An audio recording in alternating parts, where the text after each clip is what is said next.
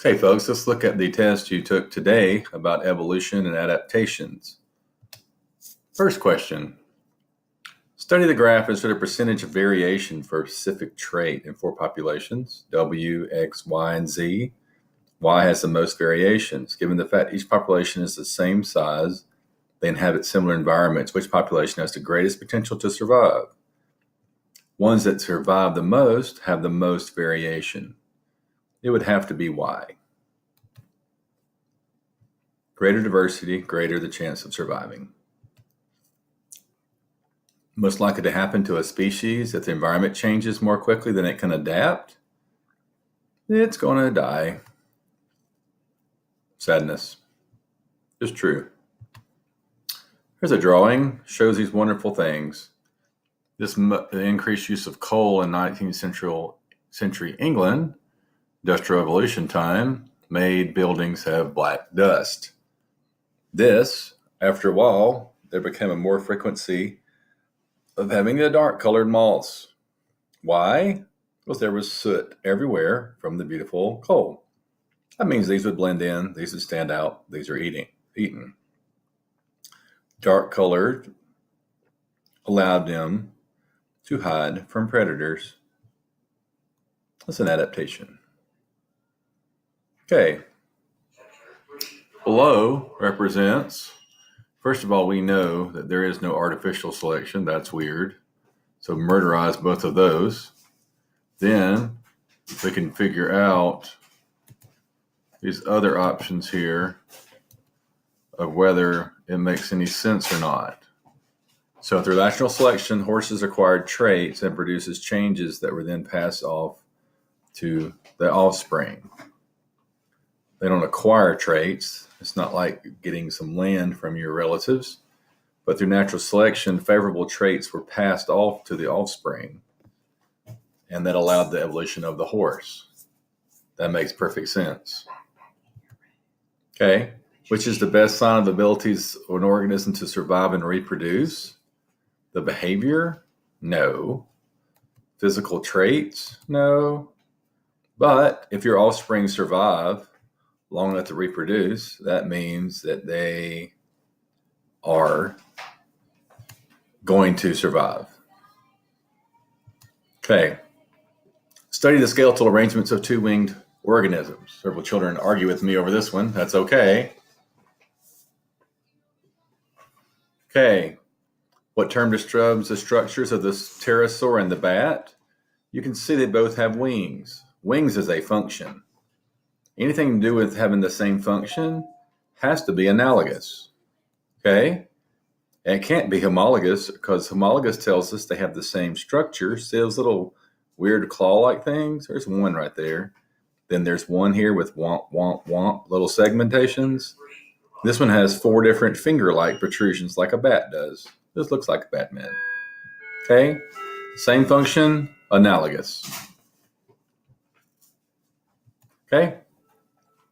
The fact provides the best evidence for the biological theory of evolution. Only a small percentage of living things have been preserved in fossils. That has nothing to do with evolution. No. Most species on Earth have become extinct. We know at the end of every era that something gets wiped out, right? Okay. Mass extinction.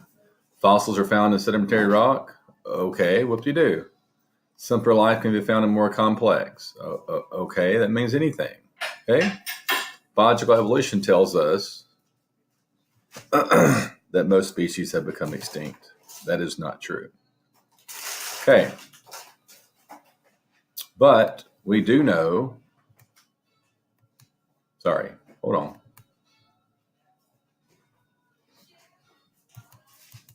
We're messing this tools up. See, just proving to you that people make mistakes. But because of this, you find evidence simpler life forms can be found in more complex. Because as evolution goes along, these things are passed down. You'll find more simple forms and more complex life forms as it goes along the ways. Yes. Passed on down. Great. This diagram shows us skeletal features, the flipper of a whale and the form of a human. Look at that. One bone, two bones, some small metacarpal wonderful things, and there's these long phalange type items. Remember, a thumb's not a phalange, it's a thumb, whatever. What explains this? This is homologous because a whale does not do cool stuff with their besides swim, right? If they are homologous, they share a common ancestor. Humans did not come from whales. Whales did not come from humans. And humans did not live in the sea. No. Under the sea? No, that's Little Mermaid. No, didn't work. What evidence supports the theory that continents were one large landmass? Easy for me to read. Coconut trees are found on coastlines? Duh.